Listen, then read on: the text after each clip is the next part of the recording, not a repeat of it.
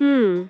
মানব দেহের না প্রধান ধমনীগুলোর একটা অদ্ভুত বৈশিষ্ট্য আছে। হ্যাঁ, মানে সামান্য একটু চাপ দিলেই তো বড় সমস্যা, তাই না?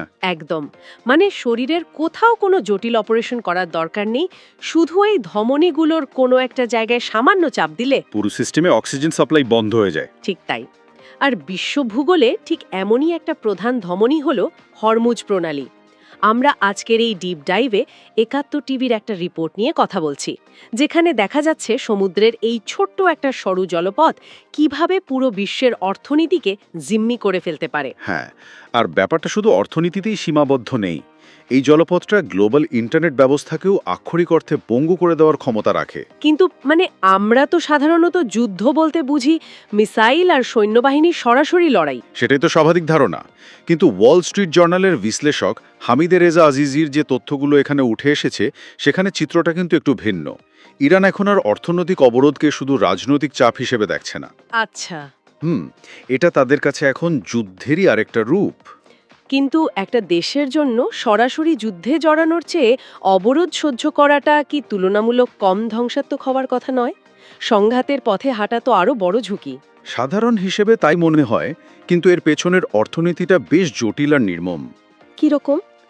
একটা দেশের ওপর যখন দীর্ঘস্থায়ী অর্থনৈতিক অবরোধ চাপানো হয়, তখন তো তাদের সাপ্লাই চেইন ভেঙে পড়ে। হ্যাঁ, মুদ্রাস্ফীতিও তখন আকাশ ছোঁয়ায়। একদম। তো বছরের পর বছর এই ধীরগতির অর্থনৈতিক রক্তক্ষরণ সহ্য করার চেয়ে সরাসরি সংঘাতের পথে হাঁটাই এখন ইরানি নীতি নির্ধারকদের কাছে তুলনামূলক কম ক্ষতিকর মনে হচ্ছে। তারা হিসাব মেলাচ্ছে যে অন্তত সংঘাতে গেলে প্রতিপক্ষকেও তো একটা বড় অর্থনৈতিক ধাক্কা দেওয়া যাবে। ও আচ্ছা, তার মানে দেয়ালে পিঠ ঠেকে গেলে কূটনীতি আর কাজ করে না।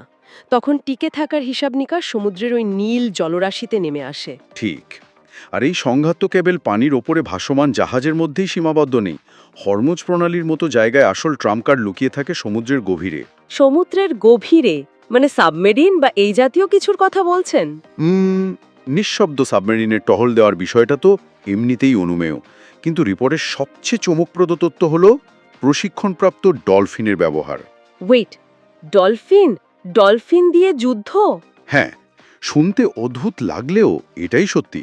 এই প্রাণীগুলোর শরীরে বিস্ফোরক বা প্রাণঘাতী হারপুন লাগিয়ে শত্রু জাহাজে আত্মঘাতী হামলার প্রস্তুতি নেওয়া হতে পারে। এটা তো মানে পুরো জেমস বন্ডের মুভির মতো লাগছে। আধুনিক নৌযুদ্ধে টর্পিডো বা অত্যাধুনিক মেকানিক্যাল ড্রোন থাকতে প্রাণী ব্যবহার করাটা কি আসলেই বাস্তবসম্মত?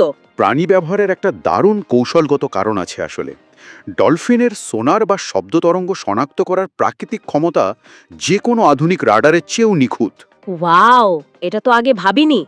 এরা খুব নীরবে শত্রু জাহাজের নিচে গিয়ে মাইন বা বিস্ফোরক লাগিয়ে আসতে পারে, যা যন্ত্রচালিত ড্রোনের পক্ষে রাডারে ধরা না পড়ে করা প্রায় অসম্ভব। তবে জাহাজ ধ্বংসের চেয়েও বড় একটা বিপদের কথা এখানে উঠে এসেছে। এর চেয়েও বড় বিপদ? সেটা কি? সমুদ্রের তলদেশ দিয়ে যাওয়া গ্লোবাল টেলিকমিউনিকেশন কেবলগুলো কেটে দেওয়ার প্রচ্ছন্ন হুমকি। সর্বনাশ!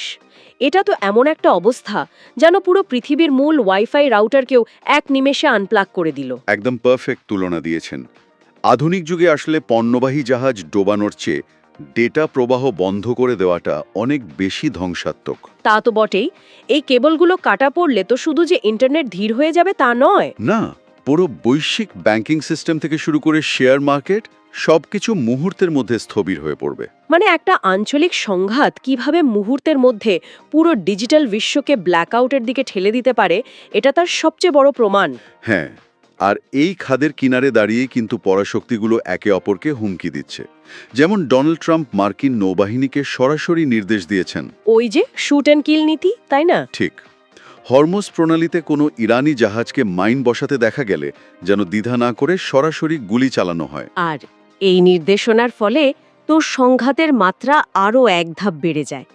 একদিকে মার্কিন প্রশাসন কঠোর ব্যবস্থা নেওয়ার কথা বলছে, অন্যদিকে ইরানও তাদের অবস্থানে অনড়। কিন্তু এই দুই পক্ষের পেশি শক্তি প্রদর্শনের মাঝখানে পড়ে সবচেয়ে বড় মূল্য চোকাচ্ছে কে জানেন? ওই রুট দিয়ে যাওয়া বাণিজ্যিক জাহাজ আর নাবিকেরা। একদম। কারণ পানির নিচে আসলে মাইন পাতা আছে কি নেই বা ডলফিন হামলা করবে কি করবে না, সেটা তো বড় কথা নয়। অজানা আতঙ্কটাই একটা বিশাল মনস্তাত্ত্বিক বাধা হিসাবে কাজ করছে। ঠিক বলেছেন। এই মনস্তাত্ত্বিক যুদ্ধটাই সবচেয়ে কার্যকর অস্ত্র। বাস্তবে কোনো জাহাজে আক্রমণ হওয়ার আগেই শুধু ইন্স্যুরেন্স খরচ বেড়ে যাওয়া এবং অজানা আতঙ্কের কারণেই বিশ্ব বাণিজ্যের এই অত্যন্ত গুরুত্বপূর্ণ রুটটি কার্যত অচল হতে বসেছে। হ্যাঁ, ভয় এখানে সরাসরি অস্ত্রের চেয়েও বেশি ক্ষতি করছে। পুরো ব্যাপারটা যদি আমরা একসাথে মেলাই, হরমুজ প্রণালী নামের এই সরু ভৌগোলিক অবস্থানটি আসলে ওই মানবদেহের ধমনীর মতো। সামান্য একটু ভূরাজনৈতিক চাপ পড়লেই আমাদের প্রতিদিনের দরকারি পণ্য আর পুরো গ্লোবাল ইন্টারনেট ব্যবস্থা অক্সিজেন সংকটে ভোগা শুরু করে। আধুনিক বিশ্ব ব্যবস্থার একটা বড় দুর্বলতা কিন্তু এটাই। হ্যাঁ, আমরা প্রযুক্তি এবং বাণিজ্যের দিক থেকে যত বেশি পরস্পরের ওপর নির্ভরশীল হচ্ছি, পুরো সিস্টেমটা ততই নাজুক হয়ে পড়ছে। আর এখানেই সবচেয়ে বড় প্রশ্নটা থেকে যায়, একটি মাত্র জলপথ যদি পুরো বিশ্বের অর্থনীতি এবং ডিজিটাল যোগাযোগকে অচল করে দেওয়ার ক্ষমতা রাখে, তবে আমাদের এই অত্যাধুনিক বিশ্ব ব্যবস্থার মূল ভিত্তিটা আসলে কতটা ভঙ্গুর। আসলেই খুব ভাবার মতো একটা বিষয়। এমন আরও কত শত অদৃশ্য দুর্বলতা আমরা প্রতিদিন এড়িয়ে যাচ্ছি, যা যে কোনো মুহূর্তে আমাদের চিরচেনা পৃথিবীকে পুরোপুরি বদলে দিতে পারে। এই চিন্তার খোরাকটা নিয়েই আজকের মতো বিদায় নিচ্ছি।